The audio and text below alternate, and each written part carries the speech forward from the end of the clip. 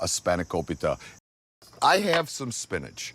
Now, you could use frozen spinach, you could get fresh spinach and cook it down.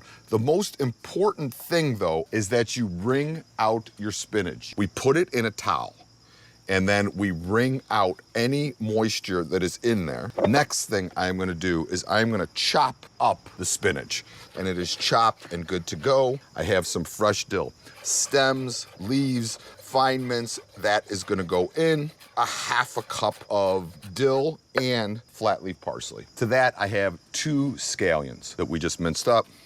Pop them in, 2 cloves of garlic, plop it in, and then I'm using Greek feta crumbled up.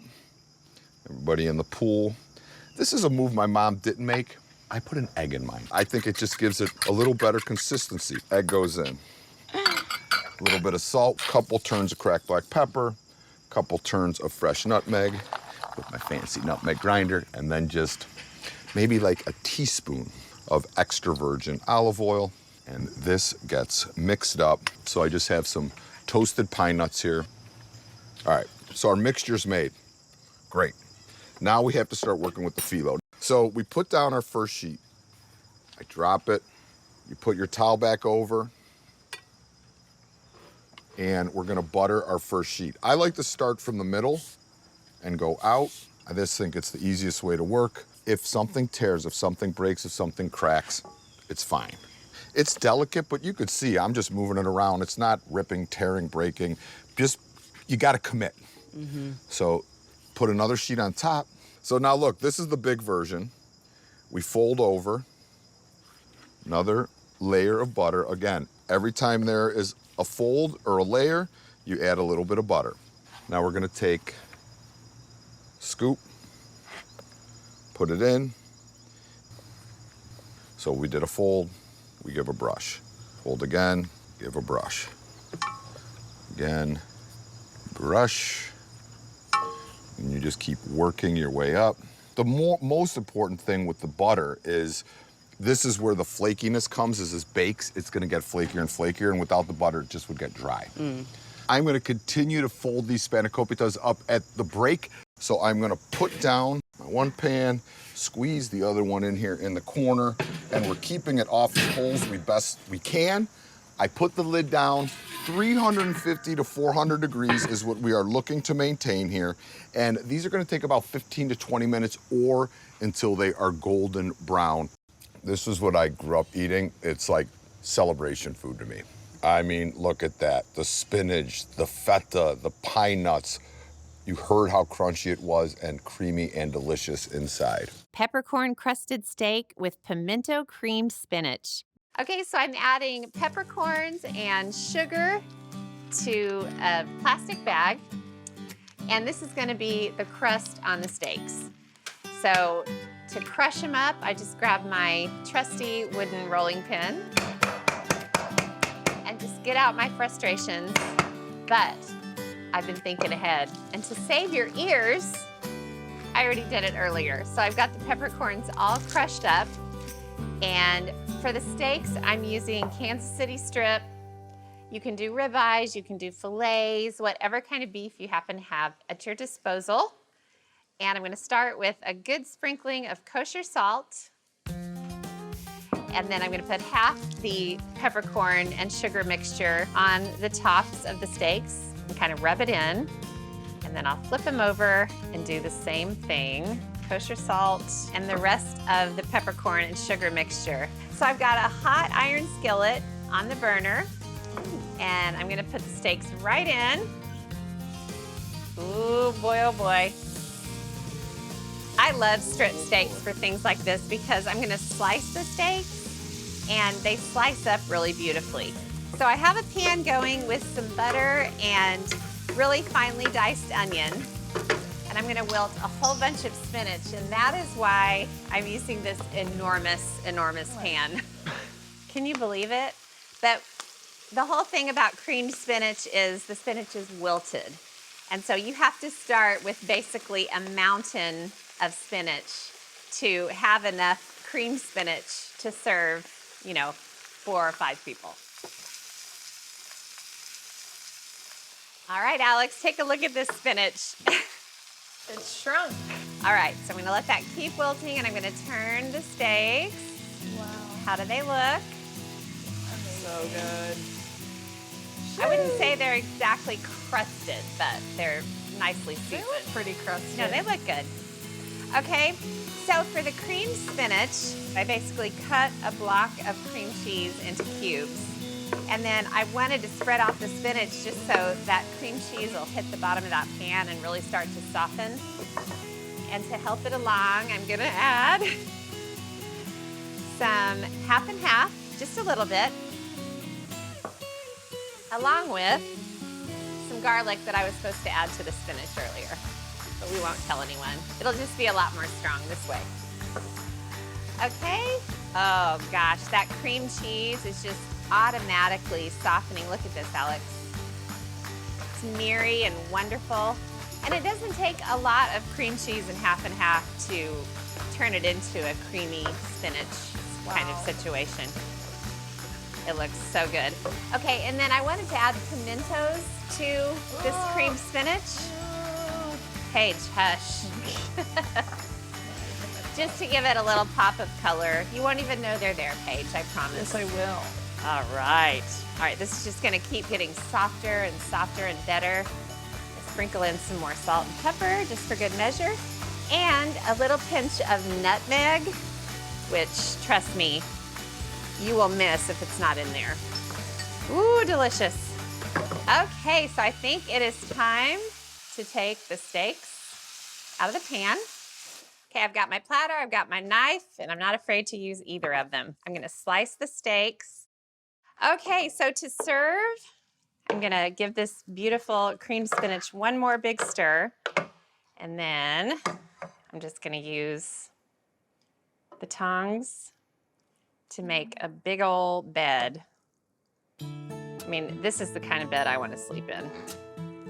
Think how good this is for you too. I mean, so much spinach. All right, check it out. Wow. Look how gorgeous. Okay, God, that's a lot of steak. All right, peppercorn-crusted steaks, cream spinach with pimentos. Easy, elegant, and so incredible. Holy. It's holy. Making cheese today, and you can do it. I'm telling you, you can. This is probably the easiest, least intimidating cheese there is, and it's called Paneer. And look, it's come together already. All it is whole milk and lemon juice, and you just sort of boil the milk, add the lemon juice, and it separates, strain it, cheese. 5 minutes. Isn't that amazing? So I'm just gonna pull this out, and even though most of the water is out of it, I wanna kind of compress those curds so that I can cut cubes out of it and it will hold. So all you do is kind of form a nice little round, just like that. Put the tail out. Sometimes I've done it this way. It doesn't work. Put the tail out so you get a nice flat disc, just like that. And this goes right over the top. So, like I said, this cheese doesn't melt, so don't be disappointed when it doesn't do that on your cheese on toast or your pizza or whatever. But it is lovely as a meat alternative. Heck, it's its own thing. It's just a joy to eat. So I'm gonna put this in the fridge, let it sit for about 20 minutes, and then it's ready to go. And what you can do after that is wrap it in plastic and keep it for about a week. And you can use it, you know, however you want. So I've been marinating these cubes of paneer in some oil, some turmeric, some cayenne, and some salt. And I've got a non-stick skillet right here, and I'm just gonna give them a little bit of color. They've been sitting in oil. They don't need any oil in the pan. So that goes in.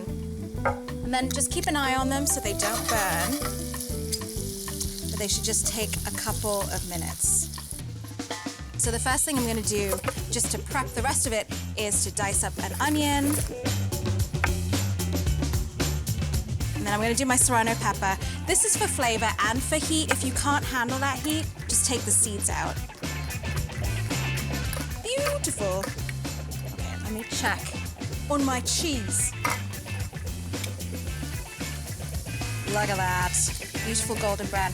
I'm only gonna brown one side of it because I find if you brown both sides, then it gets a little tough. So I'm actually gonna pull them out of the pan, just like that. Look how pretty. I love that golden color. It's that turmeric, you know? It gives it great sort of mustardy, bitter flavor, but it also gives it that great color. So I have just a little bit of oil in there. I'm gonna add just a touch more, and I'm gonna add my onions and my serrano. I'm gonna cook it for about 10 minutes. Just do the full 10 because you want it to go nice and toffee colored, and that's how you develop the sweetness in these onions and get some really great flavor in your saag, or else you'll eat it. You ever make something, you're like, something's missing. It's because you didn't brown your onions, all right? So I'm gonna let these go for 10 minutes. Add a little salt to kind of draw that moisture out there and flavor as you go. I'm gonna add a little bit of my ginger garlic paste, which is just equal parts of ginger and garlic that I whiz up in a food processor. In that goes. I'm gonna add some spices. Got a couple teaspoons of ground coriander,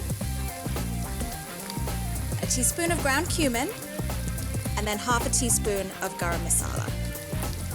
Great combo right here.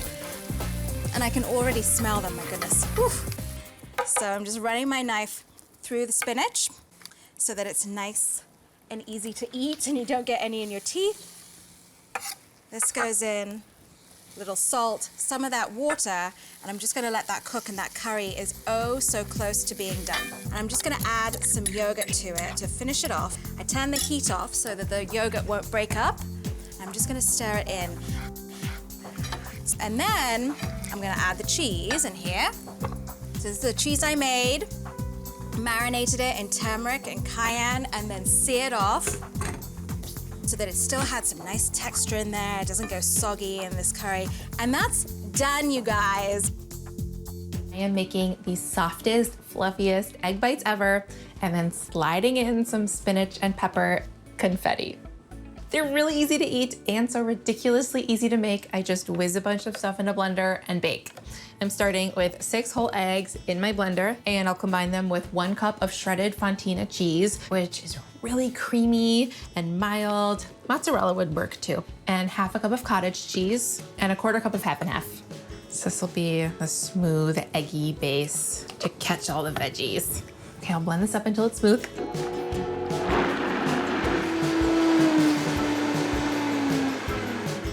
Looking extra creamy. Now I'll toss in a good handful of baby spinach, so about a cup. So there are some days when Bernie clears her plate of her vegetables and asks for seconds, and I'm like, whose child is this? Because truthfully, I didn't eat vegetables when I was growing up. But then there are other days where she'll shove her plate across the table because there was 1 broccoli floret on it and it was touching her other things. And I'm like, oh yeah, we're related. I'll season with a good couple of pinches of salt and some black pepper. Okay, I'll blend this just to break up the spinach.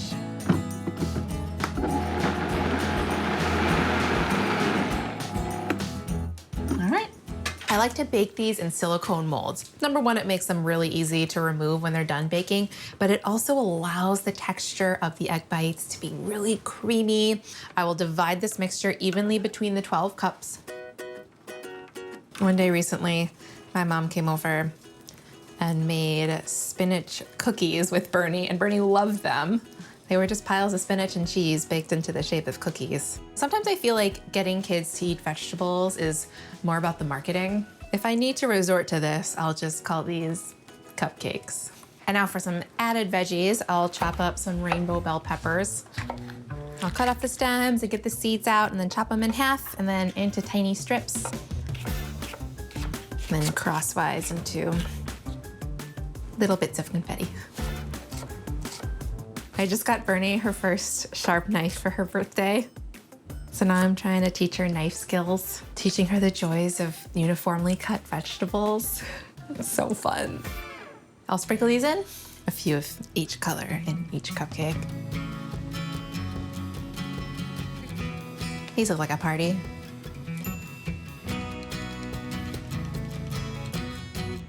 Now, To bake these, what's gonna give them the silkiest, most luxurious texture is baking them with a hot water bath. So I've got some boiling water here, and I'm gonna fill up this big metal pan halfway. And what that's gonna do is, in the oven, it's gonna steam the eggs in addition to baking them. It just makes the eggs so soft. I'll get these in the oven now at 325 degrees for 18 to 20 minutes until they're just set. All right, my egg bites are baked. Just get them out of the pan.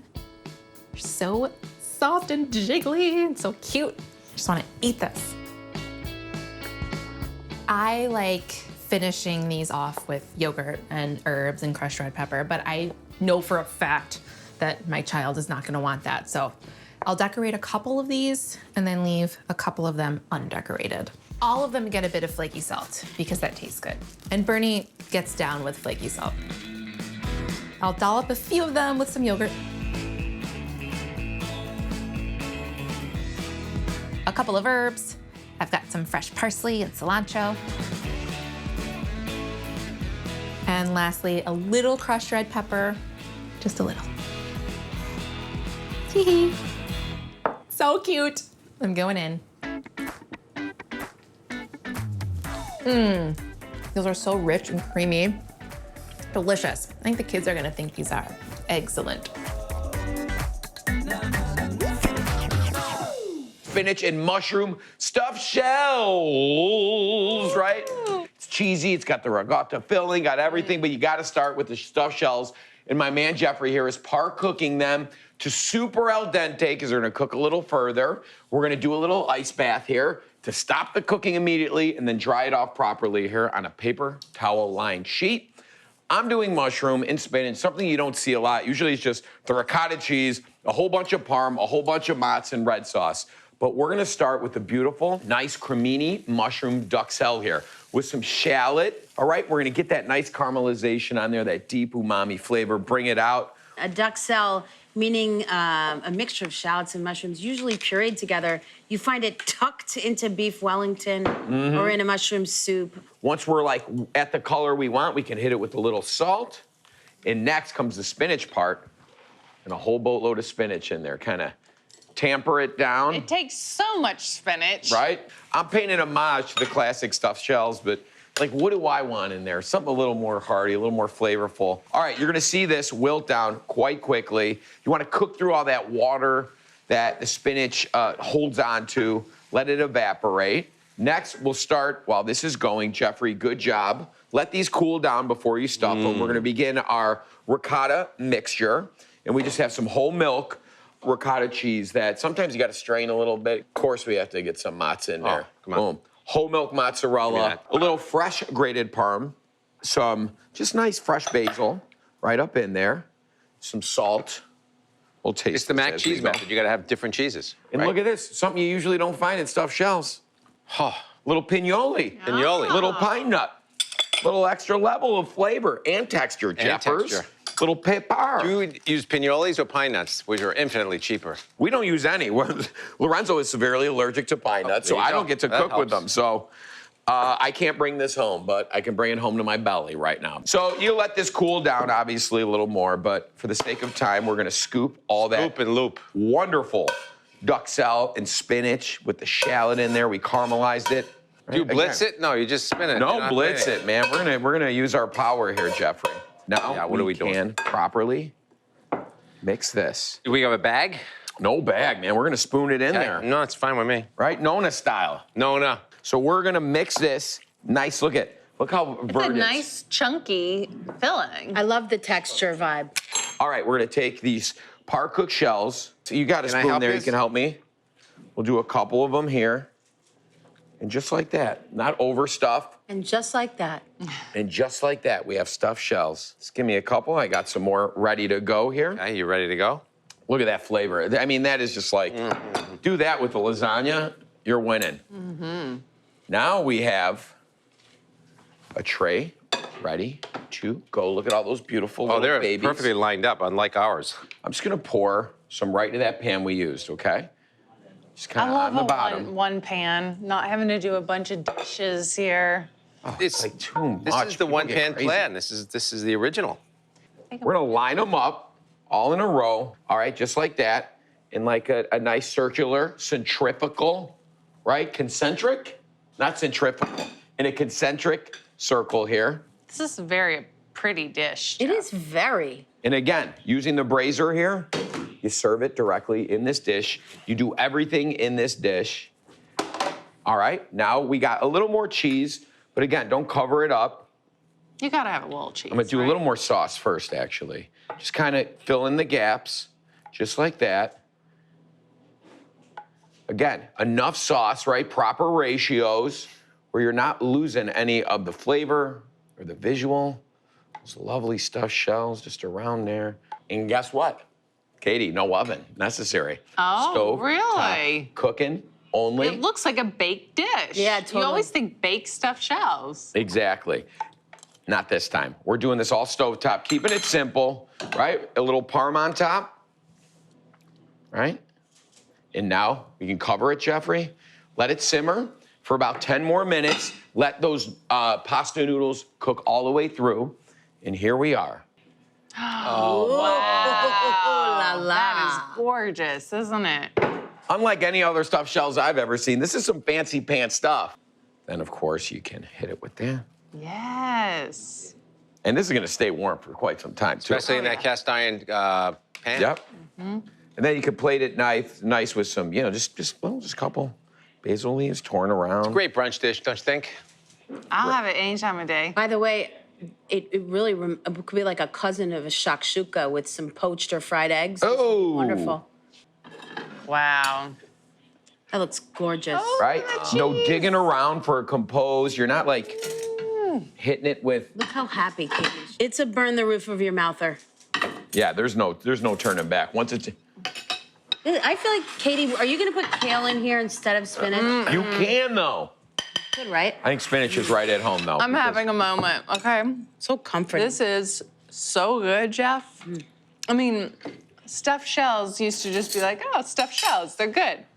This is like stuffed shells. Oh my God, amazing. Having that texture of the mushrooms in there and the pieces of spinach and then a little pop of pine nut. I tell you, the pasta's cooked perfect. Ooh, Is that because And you the- cooked it? No. the sauce, having that little extra creaminess of the vodka sauce instead of just a straight up marinara. This is off the charts. I have about 4 pounds of spinach. I'm taking the stalks off and I'm slicing them into ribbons. Meanwhile, I'm sweating shallots and garlic in some butter and some ghee, just to make it just a little bit richer, because with all that cheese, it really needs some more richness.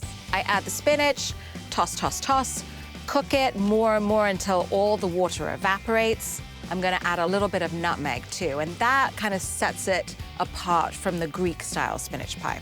Next is to grate the cheese. I've got cheddar and I've got mozzarella. Now it's time to fold it all together. I fold the cheese with the spinach. I chop up some fresh dill and add it now so that it stays very aromatic and fresh. And then put a layer of pastry down in the casserole dish. Put the cheese and the spinach in. Put another layer of pastry on top. Pinch the edges closed. And then this is the Dukkah if you wanted to try Dukkah? it. Yeah. I'm just gonna use a few tablespoons. Give me the rundown again. Hazelnuts and what? Hazelnuts, cumin seeds, coriander seeds, sesame seeds. And then from there, you can kind of do whatever you like. I added a little bit of caraway just to be interesting. And that's Look it. at this. I want you to see this. So imagine taking a piece of bread and Okay. olive All oil right. and then dipping it I've right got in it. there. Okay, let's go. Are we in the oven yet? We are about to be. This is gonna go on top of here, and then we're baking. And then throw a blanket of Dukkah right on top. Beautiful. So then Guy puts it in the oven for me. It's a 375-degree Fahrenheit oven, and we're gonna cook it for 20 to 30 minutes until it's just golden brown on top. Just melt that a little bit. So I've got the butter melted and about 4 cups of onions. I'm going to do this for about 10, 15 minutes over a medium flame until the onions are really cooked, but they're not brown. So I'm going to let that go for a little while I get my spinach ready. So this is the secret of this dish. Frozen spinach is just as good as fresh, and it's so much easier. So I've got 5 packages of frozen spinach, which is about 3 pounds. Just squeeze all the water out of this. Just really squeeze it so you've got all the liquid out. And then just put it in a bowl. That's done. Onions are just cooking. They're not browning, which is just right. So I'm just going to toss in 1/4 cup of flour. And this you really only just have to cook for about a minute until the flour's cooked. You don't want that sort of raw flour taste. Add about 1/4 teaspoon of nutmeg. Nutmeg's sort of a classic thing with spinach, and I think it's got great flavor. So now I need a cup of heavy cream and 2 cups of milk. And you know, you really can make this with all milk, but it's a special occasion, so I'm gonna make it with cream. So that's probably gonna take about 5 minutes for it to heat up enough so that it starts to thicken. Now, it's not really thick, it's not gluey, it's just thickened. Great, so the next thing's Parmesan cheese. This is a chunk of Reggiano Parmesan, and it's really the best, and it's aged, so it has great flavor. But you can get Grana, you can get any kind of, even Argentinian Parmesan is pretty good. If you have a food processor, it's a really easy way to do this, but you can always do it with a box grater.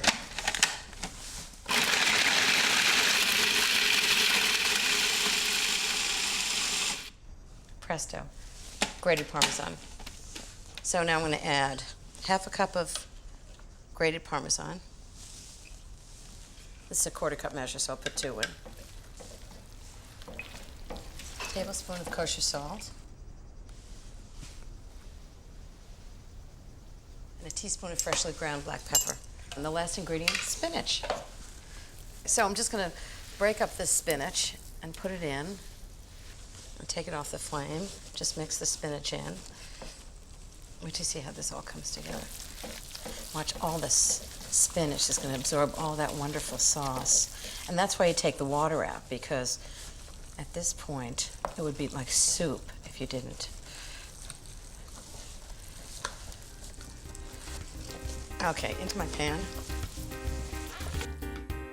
As though it needs extra flavor, I'm going to put extra flavor on it. I'm going to put about 1/2 cup of grated Parmesan, and I'm just going to do a little bit of grated Gruyere on top. Into the oven at about 375 for about 20 to 30 minutes. Oh, this looks so good, the spinach gratin. I am making my spinach manicotti with lemon. You can make manicotti with tomato sauce, obviously, it's delicious. But I am making a spinach manicotti with lemon. Ooh. It's kind of cheesy, ricotta-y, and it's baked. You can make the whole thing in advance and just throw it in the oven when you feel like it. You just start with some hot cream. I'm not gonna make a roux or do anything, you know, just cream with a little finely grated Parmigiano Reggiano, a tiny dash of Worcestershire, and an even smaller dash of hot sauce. You don't even know, no, you don't even know they're there. So literally, as far as I'm concerned, whisking a little grated cheese, super salty, into cream, your sauce is thick enough. I'm over the roux. I'm through with the roux, you know what I'm saying? Yeah. So 1 egg, just lightly whisk with a pinch of salt right into some ricotta. If your ricotta's kind of wet, you can drain it, right, of any excess liquid. We're literally just making our filling, and it's okay to mix the egg in, obviously, because we're baking it, right? I made a huge batch of, a lot of batches actually of ricotta this summer. Fresh? Yeah, fresh. It's so easy to make. I didn't realize how easy it was. Okay, 1 egg ricotta, and again, just grated cheese. Any kind of cheese. I like to use Pecorino Romano here. Okay. Yeah. Or the Parmigiano flavor. Reggiano, anything with that nice salt factor. So far, this is a very straightforward filling. Yes. You're going straight down the middle here, right? Lemon zest, and I grated deeper on the lemon to get a little bit of that bitter pith underneath, Oof. which can give it another flavor, which I love. Wow. And fresh tarragon. There you go. There you go. There There's the deviation. And the lemon juice.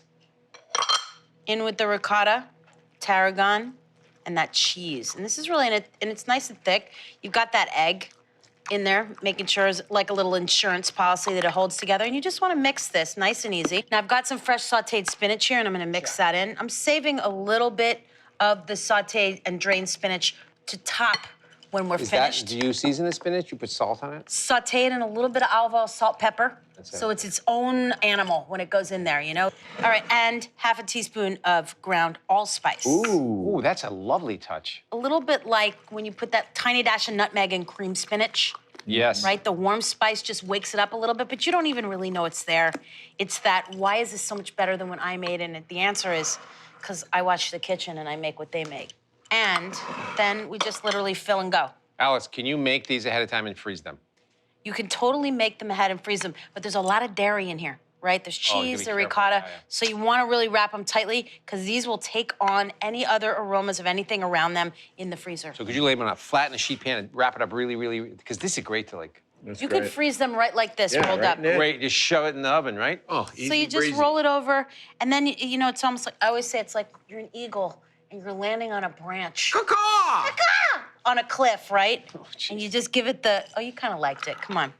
It wasn't my line, that's why I don't like it that much. And you just squeeze and roll it over, and you let it sit on its seam so the weight of it seals it shut, and you're done. So how far did you blanch those? So everybody at home is saying, well, are they fully cooked or are they half cooked? This is fresh pasta, so I only cooked it for 2-3 minutes. But it still has a bite to it, right? Oh, yeah, Okay. it's not fully It's cooked. important, It's got right? a little Because- al dente bite. I Okay. totally agree. And then to assemble this, right, once you make this cheese sauce and you just let it cool, it thickens more as it cools. So we would just put a little on the bottom here, layer them all up, roll them all up, and then here's a finished one.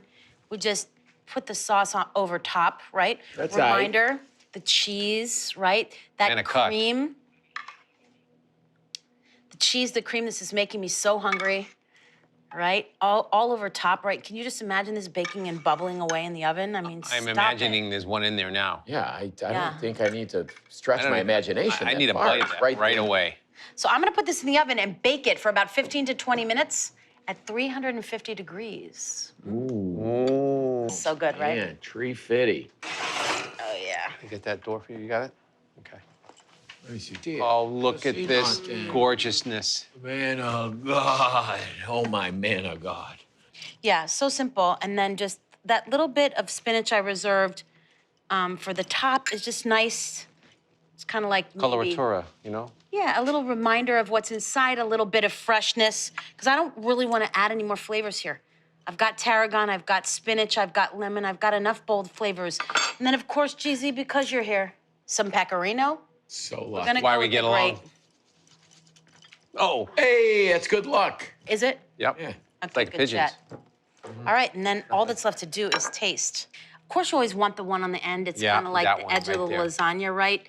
I got my man of God spoon over there in the dressing room. You want me to grab it? Or? I do. Oh, look at that. It's so long. Looks like an too. Italian canoe. Oh, my God. That's a canoe sound? And then we just dig in. Oh, no. I love the end where it's kind of crispy and kayak. baked. Sorry. Still in a kayak tasting. So good. I wanna go The ricotta, the lemon, the cheese, the spinach. There's enough flavor, but there's not so much that you don't really taste every distinct bite. I'm gonna just sit here and eat this whole thing. Today we are going to make one of my personal favorite street foods, pakoras. Pakoras are crunchy fried fritters.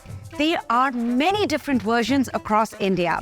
And once you get the basics down, this is a recipe you can really learn to personalize with what you have in your pantry.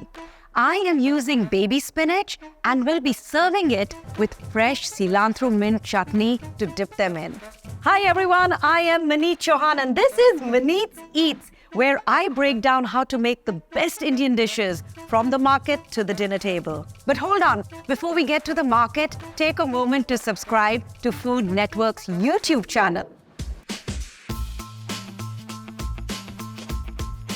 Now, the most important ingredient in a pakora is the flour that we use, besan or a chickpea flour.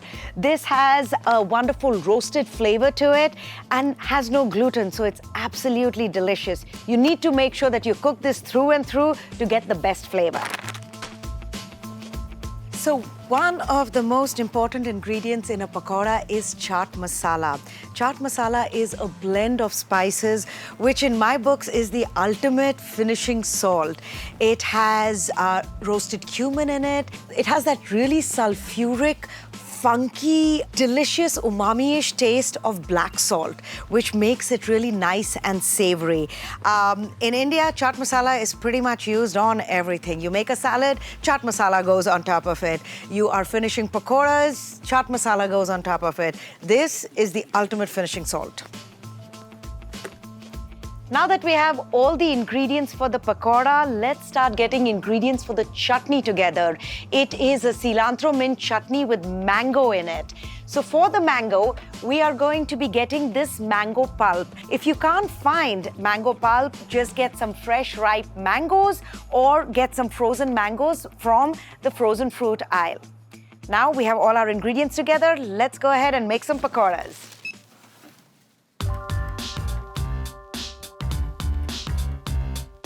So, to make the pakoras, we start with what we are going to be frying. I am going to be using some baby spinach.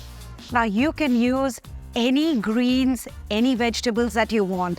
I have made the pakoras using collard greens, rainbow chard. Just use your favorite greens and make it your own.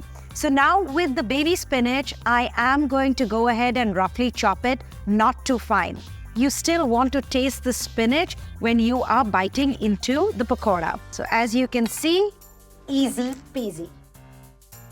Next, we are going to go ahead and slice some onions. You want to bite into the onion, so it's not going to be a fine chop. I cut off the base and the top, cut it in half, remove the skin. I will make a slit right in the center and then cut it in slices. I like using white onions because they are sweeter and not as sharp as red onions. Now with cilantro, as I always say, keep some of the cilantro stems because that is where all the cilantro flavor is. Almost fold it up and chop it. I have my spinach, my cilantro, and my onions in a bowl.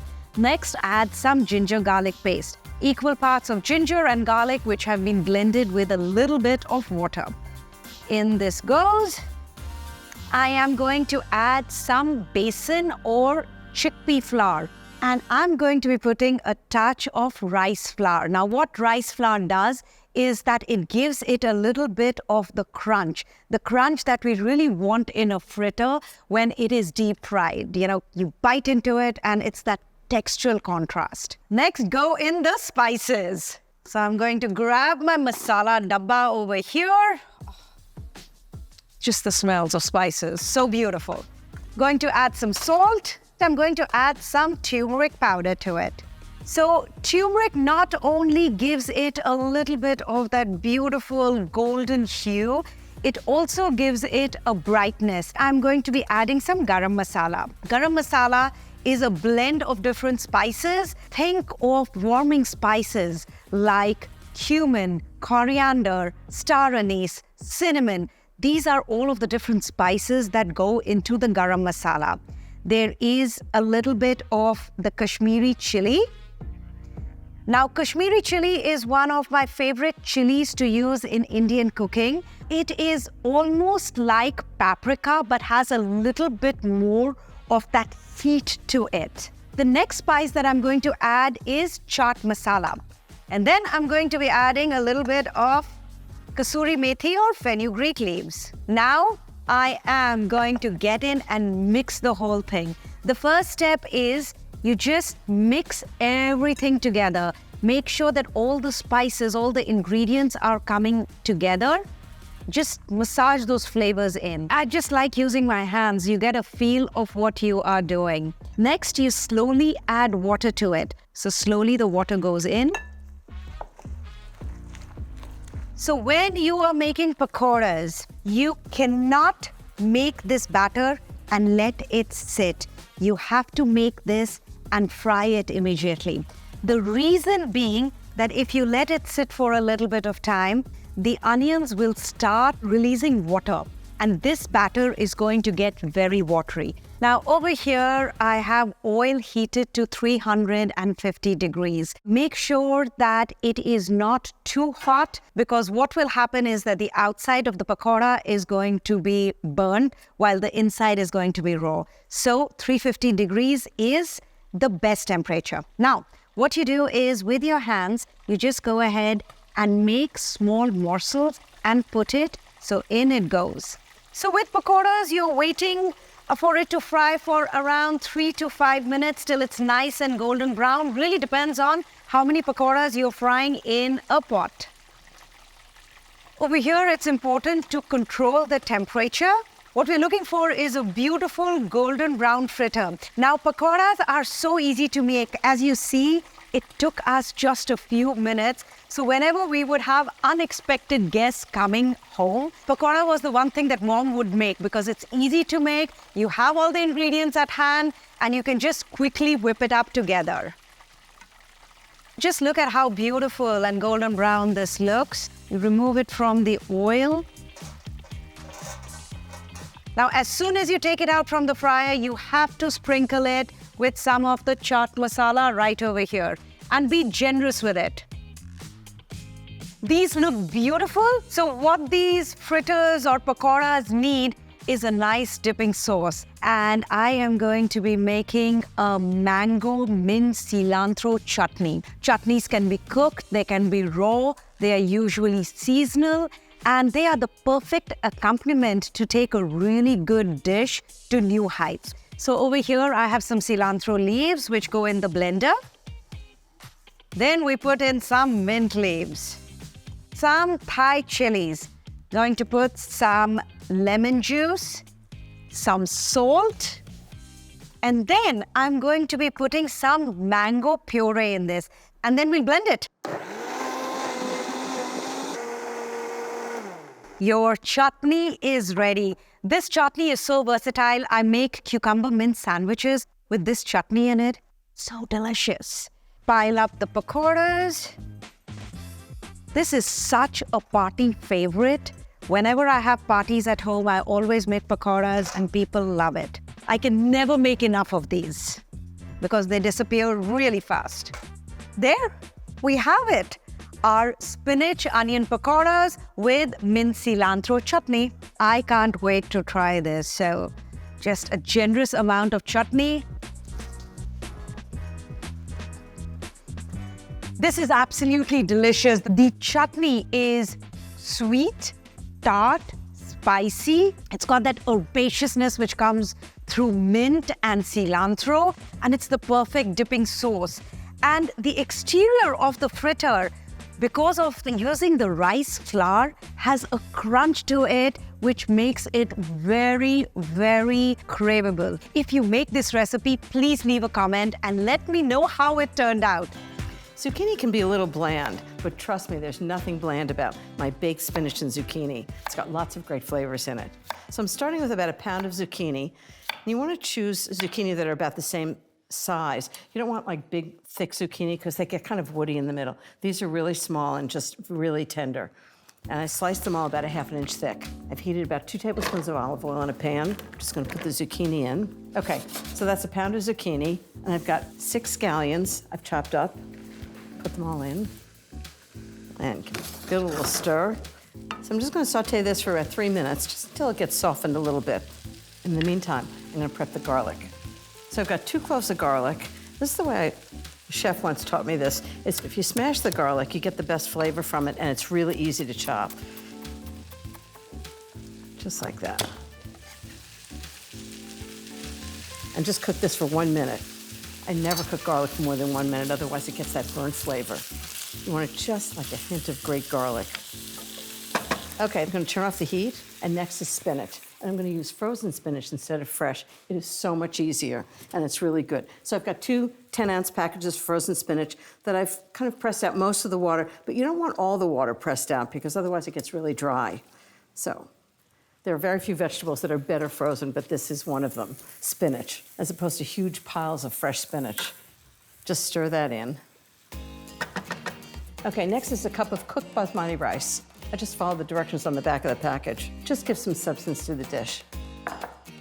And if there's any liquid from the spinach, it'll absorb it. Okay, next I've got 2 herbs. 1/4 cup of minced fresh parsley, gives it lots of fresh flavor. And 1/4 cup of julienne fresh basil. Okay, next is a little nutmeg.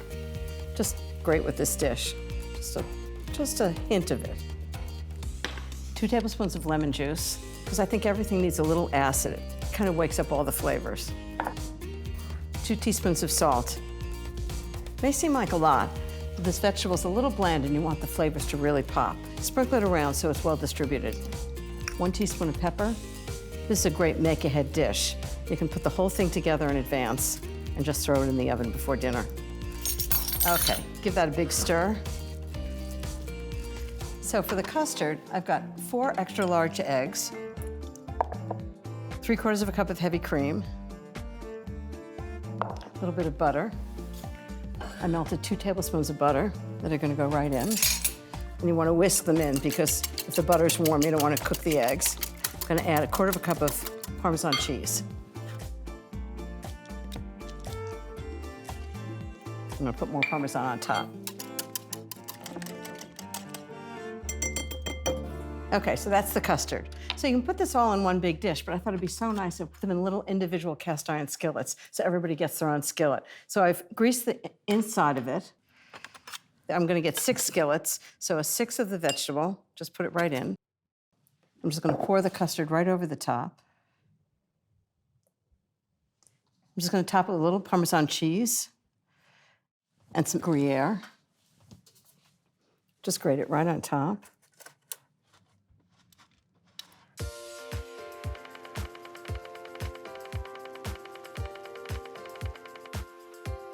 So they go into the oven, 350 degrees for 20 minutes. And happily, I have some already baking, so I can show you how good they look.